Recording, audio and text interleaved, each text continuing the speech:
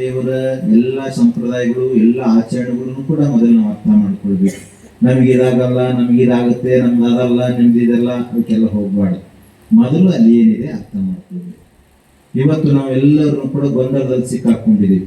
ಆಚರಣೆ ಹಿಂಗಿಟ್ರೆ ಅಡ್ಡ ಬಡಿದ್ರೆ ಒಂಥರ, ಉದ್ದ ಬಡಿದ್ರೆ ಒಂಥರ, ಕುಂಕುಮ ಇಟ್ರೆ ಒಂಥರ, ಗಂಧ ಹಚ್ಚಿದ್ರೆ ಒಂಥರ, ಈ ಎಲ್ಲ ಗೊಂದಲಗಳಿದೆ ನಮಗೆ. ನಾವು ಬಹಳ ಗೊಂದಲಕ್ಕೆ ಹೋಗಬಾರ್ದು. ಆ ಗೊಂದಲ ಅದರ ಕಡೆ ಗಮನನೂ ಹರಿಸಬಾರ್ದು. ನಾವು ನಮಗೇನು ಒಂದೇ ಸತ್ಯ ದರ್ಶನ, ಶಾಂತಿ. ಈ ಸತ್ಯ ದರ್ಶನದ ಕಡೆ ಹೋಗ್ಲಿಕ್ಕೆ ಏನೇನು ಬೇಕು ಅಷ್ಟನ್ನು ಮಾತ್ರ ನಾವು ಯೋಚನೆ ಮಾಡಬೇಕು.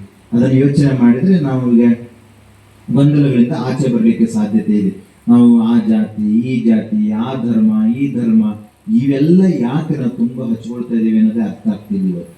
ಸೊ ಇವೆಲ್ಲದರಿಂದ ಇವತ್ತು ಆಚೆ ಬಂದಾಗ ಮಾತ್ರ ಒಂದಿಷ್ಟು ಶಾಂತಿಯ ದರ್ಶನ, ಒಂದಿಷ್ಟು ಸತ್ಯದ ದರ್ಶನ, ಒಂದಿಷ್ಟು ಆತ್ಮ ದರ್ಶನ ಇದಾಗಲಿಕ್ಕೆ ಸಾಧ್ಯತೆ ಆಗುತ್ತೆ ಅನ್ನುವಂಥ ಮಾತನ್ನು ಕೂಡ ಹೇಳ್ತಾ, ನಿಮ್ಮೆಲ್ಲರೂ ಕೂಡ ಆ ಥರದ ಮಾರ್ಗದರ್ಶನದಲ್ಲಿ ತಾಯಂದ್ರು ಬಹಳ ಮುಖ್ಯವಾಗಿ ನೀವು ಇವತ್ತು ನಿಮ್ಮ ಮಕ್ಕಳನ್ನ ಕರ್ಕೊಂಡ್ಬನ್ನಿ. ಜೊತೆ ಮುಂದುವರ್ಷ ಬರಬೇಕಾದ್ರೆ ನಿಮ್ಮ ಮನೆಯವರು ಮತ್ತು ನಿಮ್ಮ ಮಕ್ಕಳು ಇಬ್ಬರನ್ನು ಕರ್ಕೊಂಡ್ಬನ್ನಿ. ನಿಮ್ಮ ಮಕ್ಕಳಿಗೂ ಇದರ ಅಭ್ಯಾಸ ಕಲಿಸ್ಬೇಕು.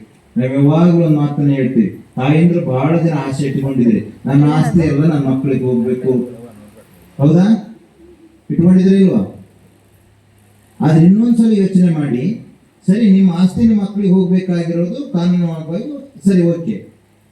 ಆದರೆ ನಿಮ್ಮ ಗುಣಗಳು, ನಿಮ್ಮ ಧರ್ಮದ ವಿಷಯಗಳು ಯಾಕೆ ನಿಮ್ಮ ಮಕ್ಕಳಿಗೆ ಹೋಗಬಾರ್ದು ಅಂತ ಇಷ್ಟಪಡ್ತೀರಿ, ಹೋಗ್ಬೇಕು ಅಂತ ಇಷ್ಟಪಡ್ತೀರಿ? ನಿಮ್ಮ ಆಸ್ತಿಯನ್ನ ಕಾನೂನಾತ್ಮಕವಾಗಿ ಪಡ್ಕೊಂತಾರೆ.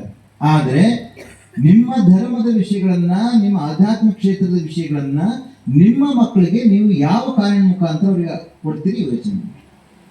ಯಾವ್ದಾರ ಕಾನೂನು ಇದೆ ಇದಕ್ಕೆ? ಇದೆಯಾ? ಹಾಗಾದ್ರೆ ಹೇಗೆ ಕಳಿಸ್ಬೇಕು?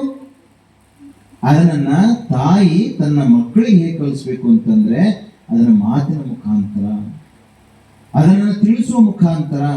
ನಾನು ಈ ಭಕ್ತಿ ಮಾರ್ಗದಲ್ಲಿ ಬಂದಿದ್ದೇನೆ, ನೀನು ಈ ಭಕ್ತಿ ಮಾರ್ಗದಲ್ಲಿ ಹೋಗು ಅಂತ ಹೇಳಿ ನಿಮ್ ಜೊತೆ ಕರ್ಕೊಂಡು ಹೋಗ್ತಾ ಹೋಗ್ತಾ ಹೋಗ್ತಾ ಅವ್ರನ್ನ ಆ ಮಾರ್ಗಕ್ಕೆ ತಗೊಂಡ್ಬರ್ಬೇಕು.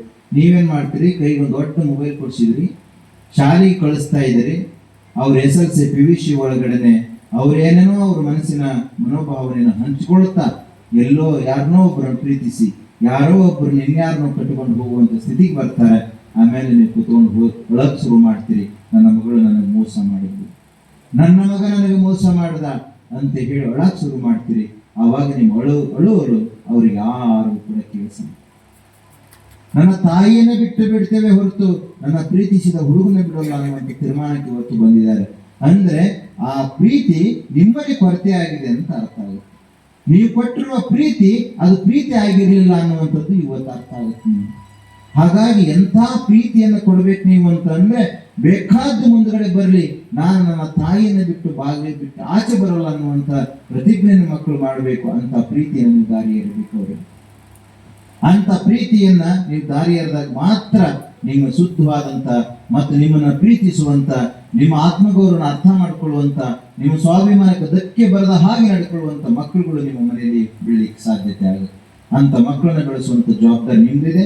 ಹಾಗಾಗಿ ಇಂಥ ಕೇಂದ್ರಕ್ಕೆ ಮಕ್ಕಳನ್ನು ಕೂಡ ಕರ್ಕೊಂಬನ್ನಿ, ಹಾಗೆ ನಿಮ್ಮ ಮನೆಯವ್ರನ್ನೂ ಕೂಡ ಕರ್ಕೊಂಬನ್ನಿ. ಮನೆಯವ್ರನ್ನೂ ಕೂಡ ದೂರ ಬಿಡಾಕ್ ಹೋಗ್ಬೇಡ್ರಿ, ಅವ್ರನ್ನೂ ಹತ್ರ ಕರ್ಕೊಂತ ಒಂದಿಷ್ಟು ಅವರಿಗೆ ತಿಳುವಳಿಕೆ ಹೇಳಿ ಅನ್ನುವಂಥ ಮಾತನ್ನು ಕೂಡ ಹೇಳ್ತಾ, ನಿಮ್ಮೆಲ್ಲರಿಗೂ ಶುಭವಾಗಿ. ಮತ್ತೆ ಮುಂದಿನ ವರ್ಷ ಇದೇ ತರ ನೀವೆಲ್ಲರೂ ಹೆಚ್ಚಿನ ಜನ ಬನ್ನಿ ಅನ್ನುವಂಥ ಮಾತನ್ನು ಕೂಡ ಹೇಳ್ತಾ, ಒಬ್ಬೊಬ್ಬರ ಜೊತೆ ಹಾಕೊಂಡು ಬಂದ್ಬಿಡಿ. ನೀವು ಹೇಳಿ ಅಲ್ಲಿ ಏನ್ ಕೊಡ್ತಾರೆ ಅಂತ ಯಾರು ಕೇಳಿದ್ರೆ, ಯಾರೂ ಕೊಡದ ಇರುವಂತ ಒಂದು ಮಾಣಿಕ್ಯವನ್ನು ಕೊಡ್ತಾ ಇದಾರೆ, ವಸ್ತುವನ್ನು ಕೊಡ್ತಾ ಇದಾರೆ, ಬನ್ನಿ ಅಂತೇಳಿ ಏನಂತ ಹೇಳಕ್ ಹೋಗ್ಬೇಡ್ರಿ. ಮತ್ ನೀವೆಲ್ಲ ಸಿಕ್ಕಾಕೊಂಡಿರಿ, ದುಡ್ಡು ಕೊಡ್ತಾರೆ, ಬಂಗಾರ ಕೊಡ್ತಾರೆ ಅಂತ ಹೇಳಿ ಆಮೇಲೆ ಕೊಡ್ಲಂಗ್ ಮುಂದೆ ವಾಪಸ್ ಕರ್ಕೊಂಡು ಹೋದ್ರೆ, ಬಹುಶಃ ನೋಡಿ ಕೊಡ್ತಾರೆ ಅಂತ ಕರ್ಕೊಂಡು ಹೋದ್ರು ಏನು ಕೊಡ್ಲಿಲ್ಲ, ಈಗ ತಾವು ರಾಜಕೀಯದಲ್ಲಿ ನೋಡ್ಬೇಕೆಲ್ಲ ದುಡ್ಡು ಕೊಡ್ತೇವೆ ಅಂತ ಕರ್ಕೊಂಡು ಹೋಗಿರ್ತಾರೆ, ಕೊಡ್ಲಿಲ್ಲ ಅಂತಂದ್ರೆ ಅಲ್ಲೇ ಜಗಕ್ಕೆ ಬೀಳ್ತಾರೆ. ಹಂಗಾಗಿ ನೀವೇನ್ ಹೇಳ್ಬೇಕು? ಯಾರೂ ಕೊಡದೇ ಇರುವಂತ, ಎಲ್ಲೂ ಸಿಗದೇ ಇರುವಂತ ಸುಂದರವಾದ ವಸ್ತುವನ್ನ ಕೊಡ್ತಾರೆ, ಬನ್ನಿ ಅಂತೇಳಿ ಕರ್ಕೊಂಬನ್ನಿ. ಈ ಕಡೆಯಿಂದ ಹೋಗ್ಬೇಕಾದ್ರೆ ಕೇಳ್ಕೊಂತ ಹೋಗಿ, ಇದೇ ವಸ್ತು, ಇದೇ ಸುಂದರವಾದ ಮಾಣಿಕ್ಯ ಅಂತ ಹೇಳ್ತೀವಿ. ಇದೇ ಮಾತುಗಳಿದಾವಲ್ಲ, ಇದೇ ಮಾಣಿಕ್ಯ. ಈ ಮಾತುಗಳಿದಾವಲ್ಲ, ಇದೇ ಒಂದು ಸುಂದರವಾದ ವಸ್ತು. ಇದು ಯಾರೂ ಕೂಡ ಜ್ಞಾನ ಇದೆಯಲ್ಲ, ಕದ್ಕೊಂಡು ಹೋಗಕ್ಕಾಗದೇ ಇರುವಂತ ವಸ್ತು ಇದು. ಕಳ್ಳತನ ಮಾಡಕ್ಕಾಗೋದಿಲ್ಲ, ಏನ್ ಕಳೆದ್ರು ಕೂಡ ತಗೊಂಡು ಹೋಗಕ್ಕಾಗದಿರುವಂತ ಜ್ಞಾನದ ವಸ್ತು ಇದು.